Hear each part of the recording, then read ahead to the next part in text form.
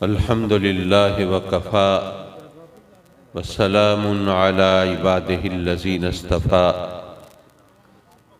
اما بعد فاعوذ باللہ من الشیطان الرجیم بسم اللہ الرحمن الرحیم کل نفس ذائقۃ الموت صدق اللہ مولانا العلی العظیم وصدق رسولہ النبی الامین ونحن علی ذلک لمن الشاہدین والشاکرین والحمد للہ رب العالمین۔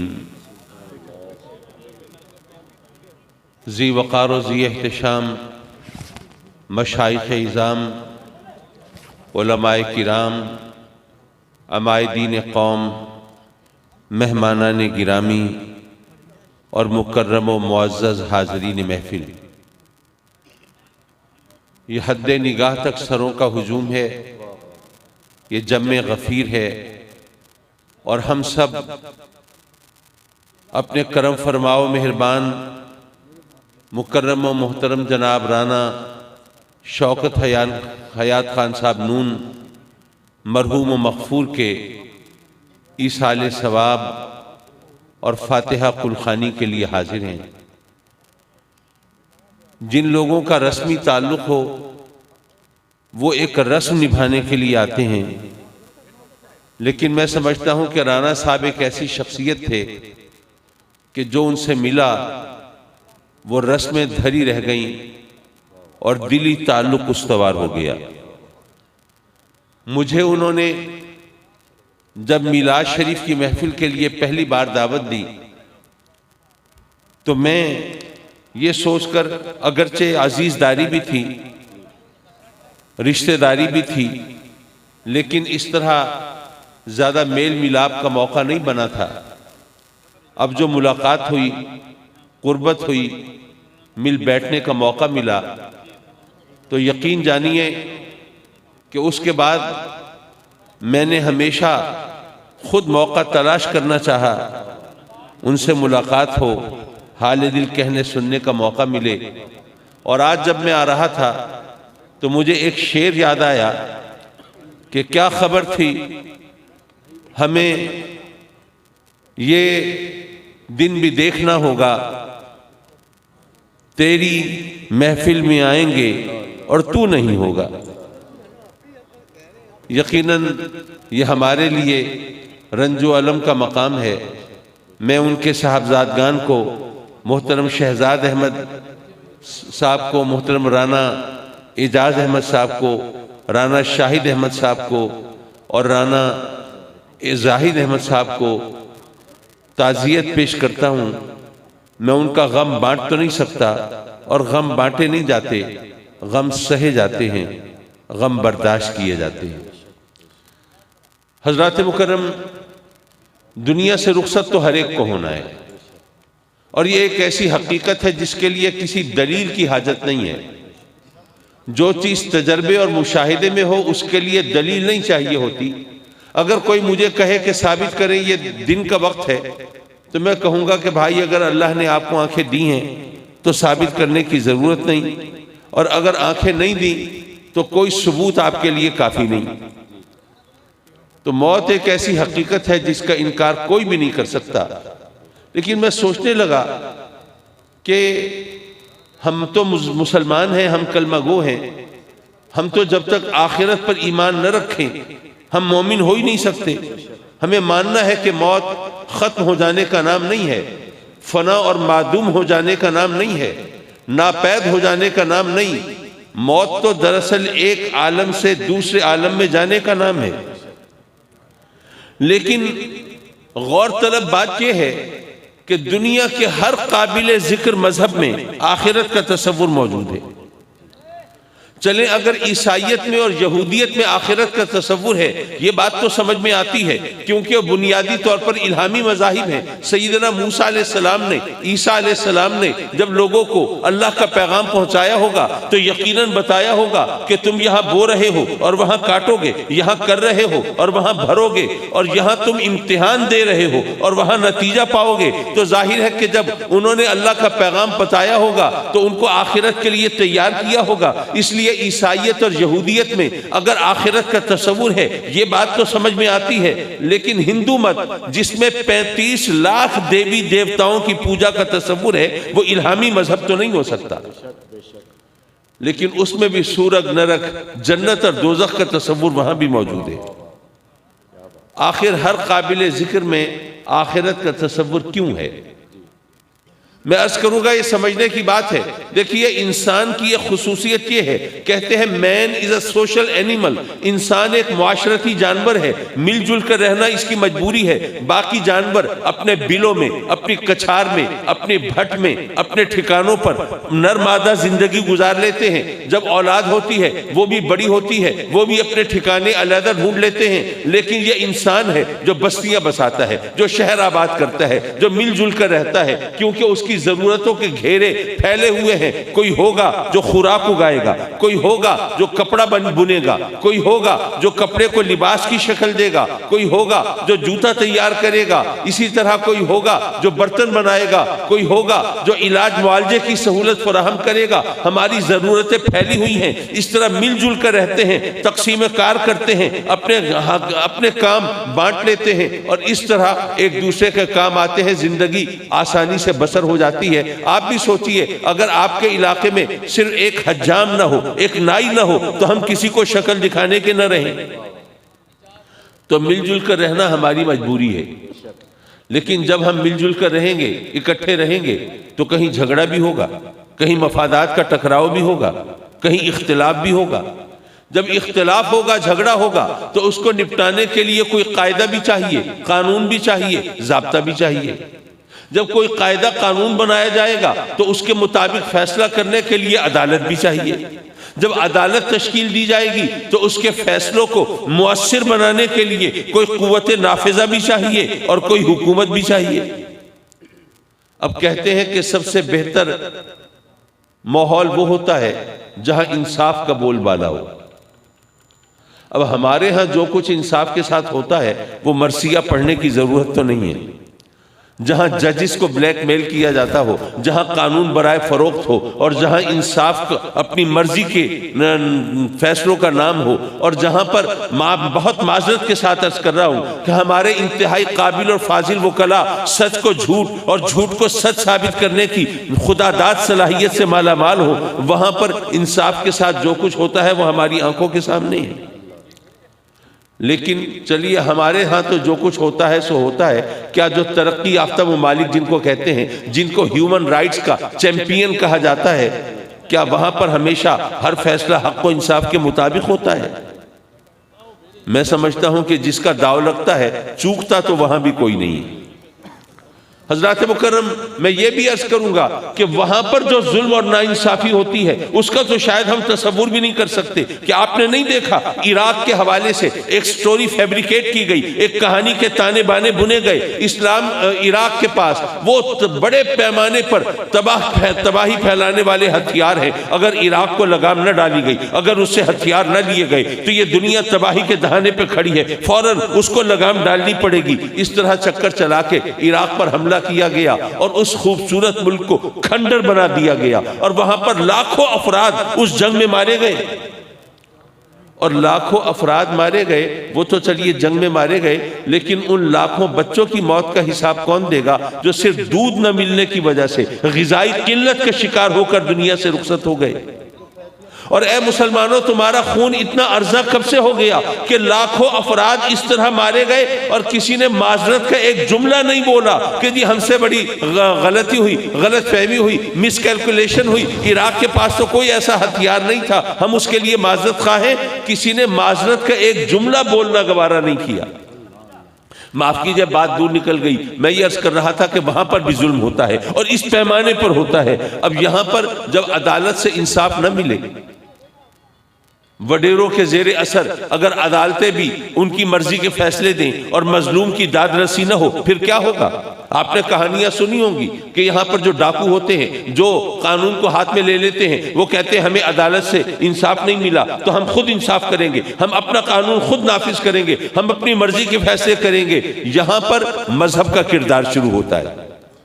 مذہب کہتا ہے کہ اگر تمہیں عدالت سے انصاف نہیں ملا تو تم مظلوم ہو نا، تو تم ظالم مت بنو، ذرا صبر سے کام لو، ذرا حوصلہ کرو، اور یقین رکھو کہ ایک عدالت اور بھی ہے، اور اس عدالت میں انصاف کا بول بالا ہو کر رہے گا، دودھ کا دودھ پانی کا پانی ہو کر رہے گا۔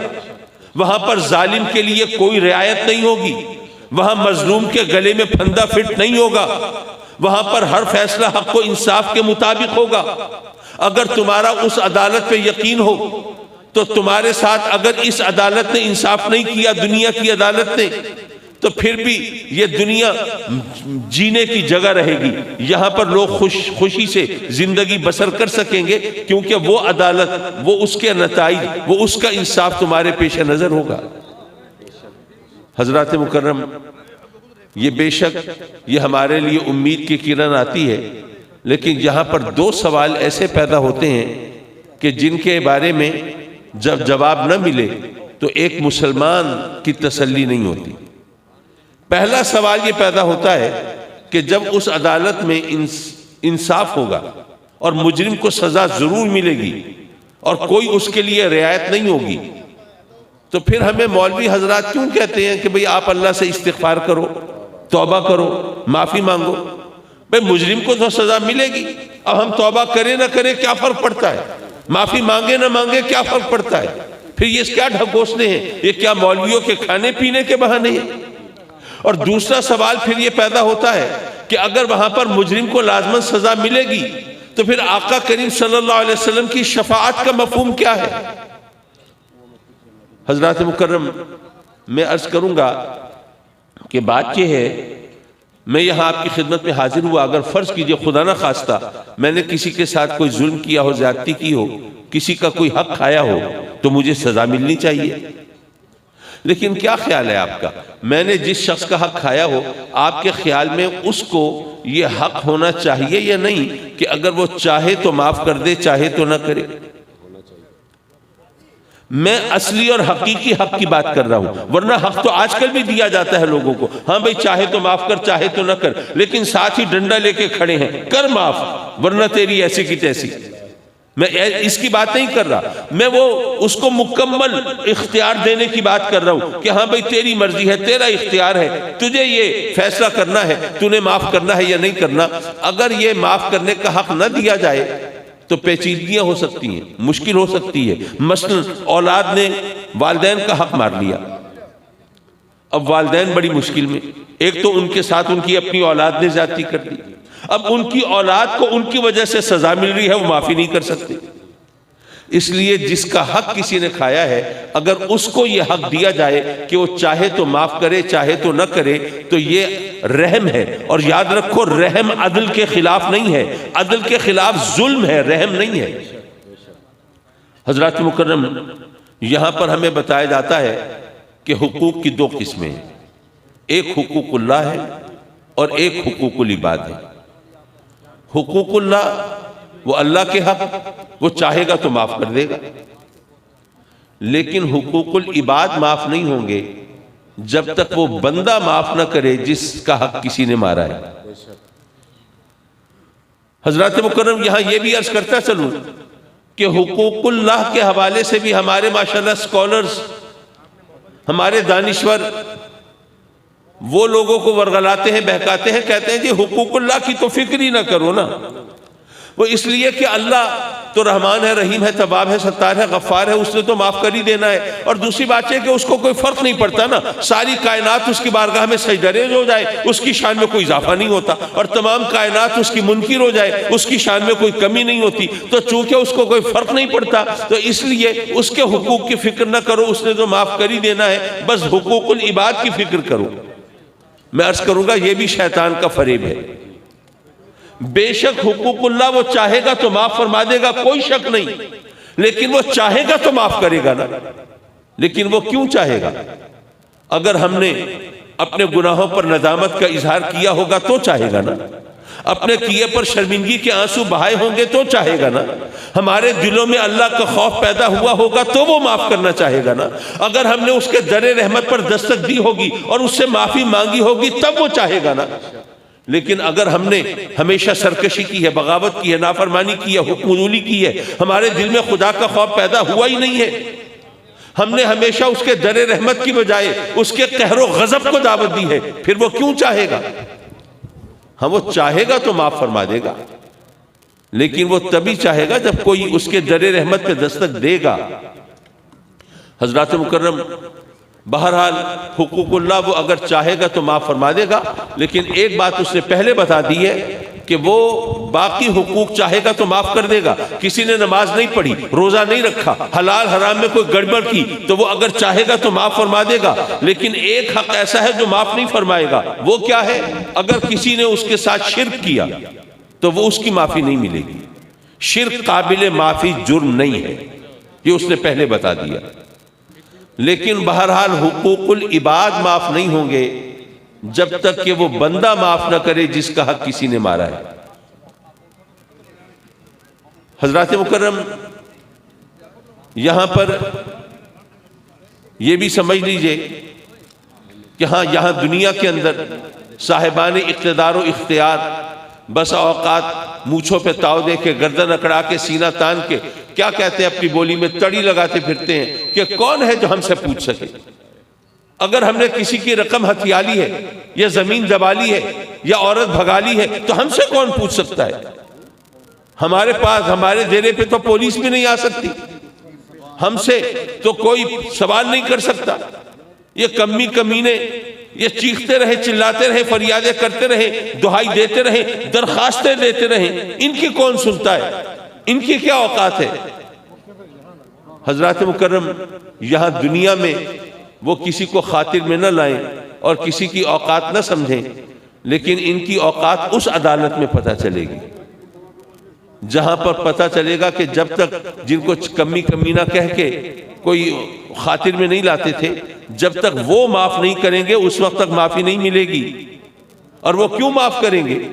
اگر ان سے کوئی ایسا مروت کا تعلق رکھا ہوگا تب معاف کریں گے نا، ورنہ کیوں کریں گے؟ حضرات مکرم، یہاں پر آقا کریم صلی اللہ علیہ وسلم کی ایک حدیث مبارکہ، ایک آدھ نصیحت کی بات اور پھر آپ سے اجازت. میرے آقا کریم نے فرمایا اپنے صحابیوں سے، فرمایا کہ تمہیں پتہ ہے مفلس کسے کہتے ہیں؟ اچھا یہ ذہن میں رہے کہ صحابہ کرام ان میں غالب اکثریت تو عرب لوگوں کی ہے، اور عرب لوگ وہ ہیں جن کو اپنی زبان دانی پہ ناز ہے، جن کو اپنے کلام و بیان پر، عبور پر فخر ہے، غرور ہے. وہ عرب جو باقی دنیا کو عجم کہتے ہیں کہ یہ گنگی ہے، زبان کی نزاکتیں، باریکیاں تو ہم جانتے ہیں، ان عربوں سے میرے آقا کریم پوچھتے ہیں تمہیں پتہ ہے مفلس کسے کہتے ہیں؟ وہ صحابہ کرام بھی سمجھ جاتے ہیں کہ دراصل کسی لفظ کا مطلب پوچھنا مقصود نہیں ہے بلکہ کوئی نصیحت کرنا مقصود ہے. وہ عرض کرتے ہیں آقا آپ فرمائیے. حضور علیہ الصلوۃ والسلام فرماتے ہیں کہ تمہیں پتہ ہے کہ قیامت جب محشر برپا ہوگا، قیامت قائم ہوگی تو ہم سب کو قبروں سے اٹھایا جائے گا. یہ آپ بھی جانتے ہیں، قبروں سے ہم سب کو اٹھایا جائے گا اور پھر نامہ اعمال دیا جائے گا، کسی کے سیدھے ہاتھ میں، کسی کے الٹے ہاتھ میں. اور یہ بھی آپ جانتے ہوں گے کہ جس کے سیدھے ہاتھ میں نامہ اعمال دیا جائے گا یہ اس کے لیے نوید ہوگی، خوشخبری ہوگی، اللہ کی رحمت کی، بخشش کی، مغفرت کی، جنت کی.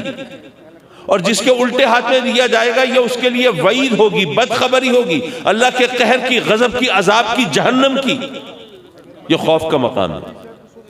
اور یہاں پر میں نصیحت کے طور پر ایک بات کہا کرتا ہوں، یہاں بھی دہراتا چلوں. آپ کو پتہ ہے کہ کوئی چیز لینی ہو یا دینی ہو تو اس کے لیے سیدھا ہاتھ استعمال کرنا سنت طریقہ ہے. تو اگر ہم آقا کریم صلی اللہ علیہ وسلم کی سنتوں پر عمل کرنے کے عادی ہوں تو عین ممکن ہے کہ جب قیامت کے دن فرشتے آئیں نامہ اعمال پکڑانے، ہماری عادت ہو اور ہم سیدھا ہاتھ بڑھا دیں عادتاً، اور وہ سیدھے ہی ہاتھ میں ہم وہ نامہ اعمال پکڑا دیں، اور آقا کریم کی ایک سنت پر عمل کے صدقے میں وہاں قیامت کے دن کو بخشش کی صورت بن جائے، کیا پتہ ایسا ہو جائے۔ بہرحال نامہ اعمال تھمایا جائے گا، پھر جواب طلبی ہوگی، ایکسپلینیشن کال ہوگی، پوچھا جائے گا ہاں بھائی بتا تو نے جرم کیوں کیا، گناہ کیوں کیا، رب کی نافرمانی کیوں کی، حکم عدولی کیوں کی۔ ہم میں سے کچھ لوگ وہ ہوں گے، ذرا غور کیجئے، کہ وہاں میدان محشر میں قیامت کے دن وہاں بھی داؤ لگانے کی کوشش کریں گے، مکر جائیں گے، چٹا انکار، مولا میں نے گناہ کیا ہی نہیں، گناہ نہیں کیا، یہ نامہ اعمال موجود ہے، یہ سارا ریکارڈ موجود ہے، تو کہتا ہے میں نے گناہ نہیں کیا۔ تو جیسے وہ غالب کا مشہور شعر ہے کہ پکڑے جاتے ہیں فرشتوں کے لکھے پر ناحق، پکڑے جاتے ہیں فرشتوں کے لکھے پر ناحق، آدمی اپنا کوئی تادم تحریر بھی تھا کہ مولا یہ نامہ اعمال تو فرشتوں نے کمپائل کیا ہے نا۔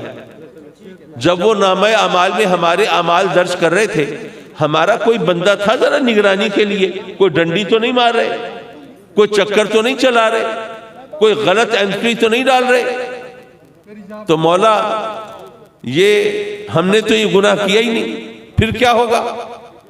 جنہوں نے سورہ یاسین ترجمے کے ساتھ پڑھی ہے وہ جانتے ہیں، الیوم نختم علی افواہہم، وہ دن وہ ہوگا جب ہمارے منہوں پر مہریں لگا دی جائیں گی اور ہمارے جسم کے اعضاء کو زبان ملے گی، ہاتھ گواہی دیں گے مولا نامہ اعمال میں سچ لکھا ہے، یہ جرم، یہ ظلم، یہ گناہ اس نے ہمارے ذریعے سے کیا تھا۔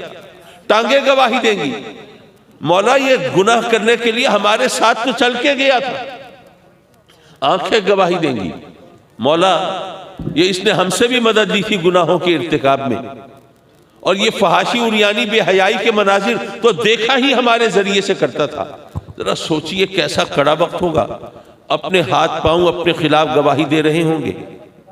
حضرات مکرم، ایک صاحب نے ایک بات کہی، ذرا میں وہ بات دہراتا چلوں جس سے پتہ چلے کہ انسان کا ذہن کہاں کہاں مار کرتا ہے۔ ماشاءاللہ بیرسٹر ایٹ لا تھے، جب میں نے یہ بات بیان کی کہنے لگے قاضی صاحب یہ بتائیے کہ جو ہاتھ پاؤں وہاں میدان محشر میں گواہی دیں گے، یہ بولیں گے، تو یہ اللہ کی مرضی سے اللہ کے حکم سے بولیں گے؟ میں نے کہا بے شک اللہ کی مرضی سے اللہ کے حکم سے بولیں گے۔ کہنے لگے ذرا پھر یہ بھی بتا دیجئے کہ جو گواہ کسی اور کی مرضی سے بولے اس کی گواہی قبول بھی ہونی چاہیے یا نہیں؟ اب ذرا غور کیجئے انسان کا ذہن کہاں مار کر رہا ہے۔ میں نے کہا جی آپ کے کہنے کا مطلب یہ ہے کہ اللہ تبارک و تعالی ہمارے ہاتھ پاؤں سے غلط گواہی دلوا کے ہمیں جہنم میں ڈالنے کے بہانے پیدا فرما رہا ہے۔ بھئی رب کائنات قادر مطلق ہے، جو چاہے سو کرے۔ ویسے تو ہم اس کی بارگاہ میں توبہ کرتے ہیں اور اس کی رحمت کے طلبگار ہیں، لیکن معاذ اللہ اگر وہ ہم سب کو جا کر، اتنا جمع غفیر ہے، بے شمار لوگ ہیں، ہم سب کو اگر وہ جہنم میں ڈال دے تو کیا کریں گے؟ وہاں کیا دھرنے دیں گے؟ کیا احتجاجی مظاہرے کریں گے؟ کیا وہاں پر کالی پٹیاں باندھیں گے؟ کیا کریں گے؟ پڑے رہیں گے۔ تو اس کو ہمیں جہنم میں ڈالنے کے لیے کسی بہانے کی ضرورت نہیں ہے۔ اور اگر یہاں دنیا میں یہ کسی ایسے گواہ کی گواہی قبول نہیں کی جاتی جو کسی اور کی مرضی سے بولے، اس کی وجہ یہ ہے کہ وہ اگر کسی اور کی مرضی سے گواہی دے گا تو وہ عدالت کو گمراہ کر دے گا، عدالت غلط فیصلہ کر سکتی ہے۔ لیکن جہاں پر عدالت خود رب کائنات پر مشتمل ہو، رب نے فیصلے کرنے ہو، کیا اس کو بھی کوئی گمراہ کر سکتا ہے؟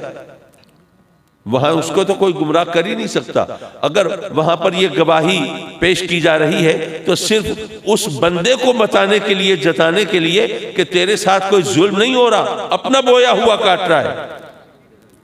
میرے آقا کریم، معاف کیجئے بات دور نکل گئی، میں یہ عرض کر رہا تھا آقا کریم صلی اللہ علیہ وسلم وہ نے فرمایا کہ تمہیں پتہ ہے مفلس کسے کہتے ہیں؟ عرض کی آقا آپ فرمائیے۔ فرمایا کہ قیامت کے دن جب نامہ اعمال پیش ہوگا تو ایک شخص ایسا ہوگا، ویسے تو ایسے بے شمار ہوں گے لیکن آقا کریم نے مثال کے طور پر ایک شخص کا ذکر کیا۔ فرمایا ایک شخص ایسا ہوگا کہ جس کے نامہ اعمال میں بڑی نیکیاں ہوں گی، عبادتیں ہوں گی، ریاضتیں ہوں گی، حج ہوں گی، زکوٰۃ ہوں گی، صدقہ خیرات ہوگی، سب کچھ ہوگا، لیکن اس نے بہت سے لوگوں کے حق بھی مارے ہوں گے، اور جن لوگوں کے حق مارے ہوں گے وہ بھی وہی میدان محشر میں دامنگیر ہوں گے۔ اب وہ اپنا حق معاف کرانا چاہیں گے، وہ شخص جو ہے معاف کرانے کے لیے پہلے شخص کے پاس جائے گا تو مثال کے طور پر اس سے کہے گا کہ بھئی میں بڑا شرمندہ ہوں، بڑا نادم ہوں، میں نے دنیا میں تیرا حق مارا تھا، میں نے بڑی غلطی کی، بڑا ظلم کیا تیرے سے، میں مانتا ہوں میں نے مجھ سے بڑی خطا ہوئی، دیکھ میں تیرے پاؤں پکڑتا ہوں، ہاتھ جوڑتا ہوں، تیرے سامنے منت کرتا ہوں، تو مہربانی کر اللہ کے نام پہ مجھے معاف کر دے۔ وہ بندہ کہے گا میاں یہ میدان محشر ہے، یہاں پہ میزان لگا ہے، اعمال تولے جا رہے ہیں، حساب کتاب ہو رہا ہے، یہاں اللہ کے نام پہ معافی نہیں ملتی۔ اب وہ پریشان ہوگا کہ کیا کروں، پھر سوچ بچار کر کے ایک ترکیب لڑائے گا اور کہے گا کہ اچھا ایسا کر کہ اگر تو یہ اپنا ایک حق مجھے یہ معاف کر دے تو میں یہ جو تیرے تہجد کے جو میرا جو تہجد کا ثواب ہے یہ تجھے دیتا ہوں۔ وہ بندہ سوچے گا کہ میں نے تو تہجد نہیں پڑھے لیکن بیٹھے بٹھائے یہاں تہجد کا ثواب مل رہا ہے تو مجھے تو اس سے فائدہ اٹھانا چاہیے۔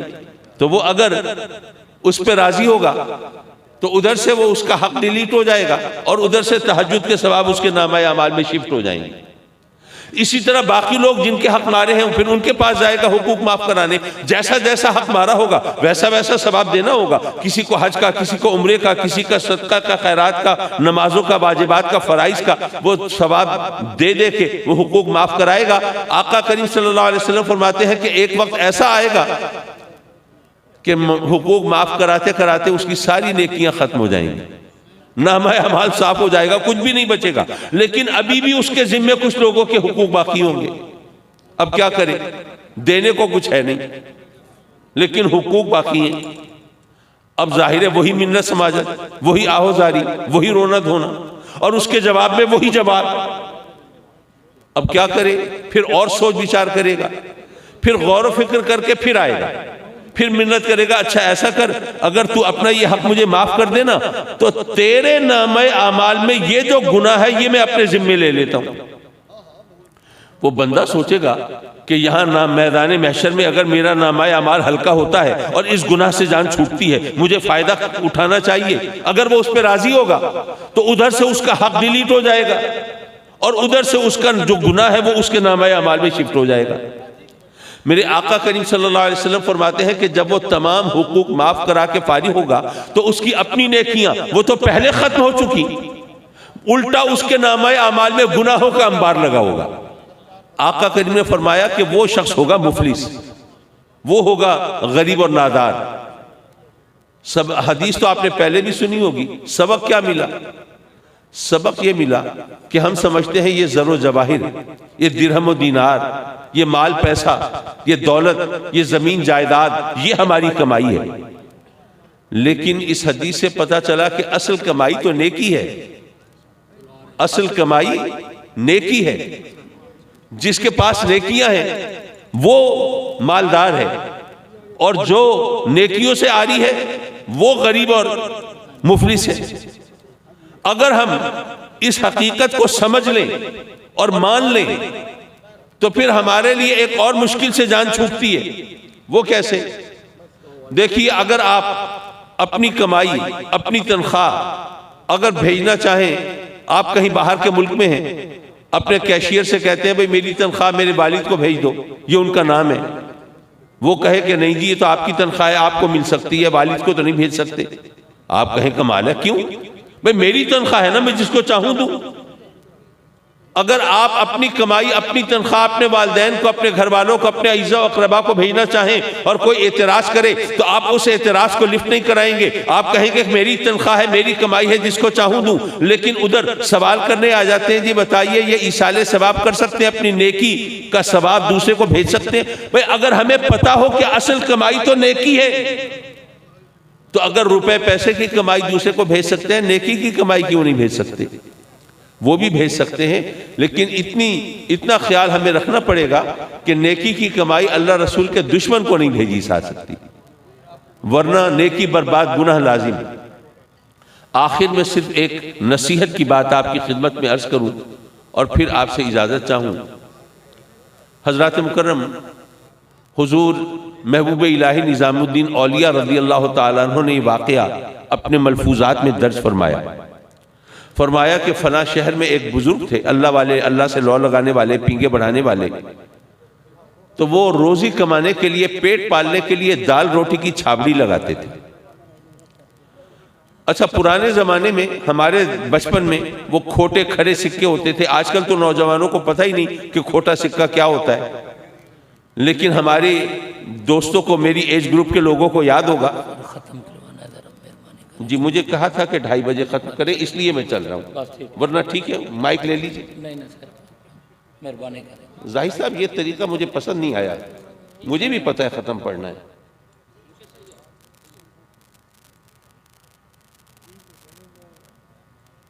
حضرات مکرم، چونکہ سب دوست انتظار میں ہیں ختم کے، تو انشاءاللہ نصیحتیں تو آپ سنتے رہتے ہیں، پھر صحیح۔